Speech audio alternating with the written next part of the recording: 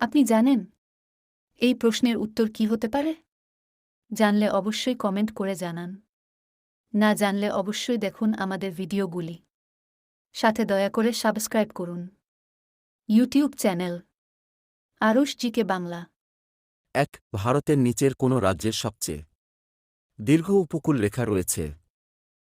গুজরাট, খ পশ্চিমবঙ্গের, গ মহারাষ্ট্র, ধ কেরালা।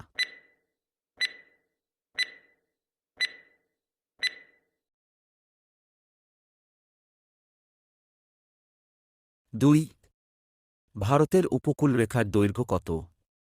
ক 6,500 কিমি, ব 6,100 কিমি, ছ 6,200 কিমি, ড 6,175 কিমি।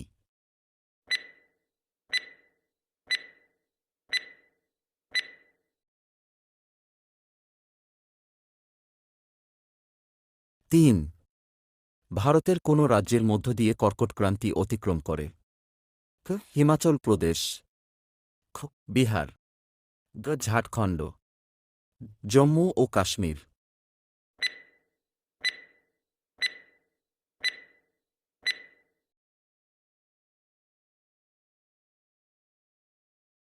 4 ভারতের সমগ্র ভূভাগের কত শতাংশ পাহাড় পর্বত দ্বারা আবৃত? আ 293, ব 43, গ 107, ড 186।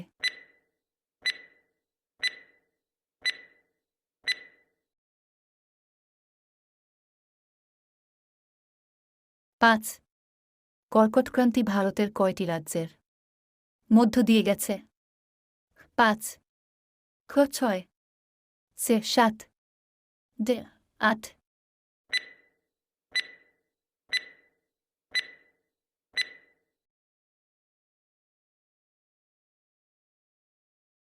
6 ভারতের দক্ষিণতম বিন্দু কোনটি? ক নরিমন পয়েন্ট, খ ইন্দিরা কল, গ ক্যালিমেরার পয়েন্ট, ড ইন্দিরা পয়েন্ট।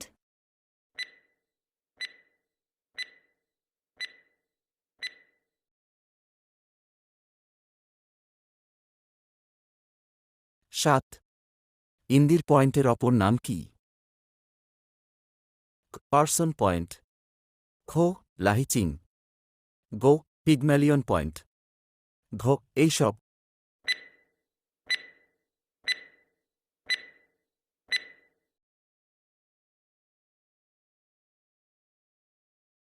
8 নিচের কোনো উপায়ে লাক্ষাদ্বীপ গোষ্ঠীর দ্বীপের উৎপত্তি হয়েছে? ও মাটি জমার মাধ্যমে, খ প্রবালের উৎপত্তি থেকে, গ আগ্নেয়গিরির উৎপত্তি থেকে, ঘ এর কোনটিই নয়।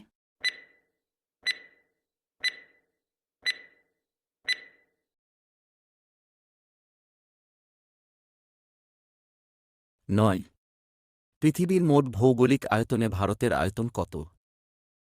3,2, 2,2, 2,4, ঘ 2,8।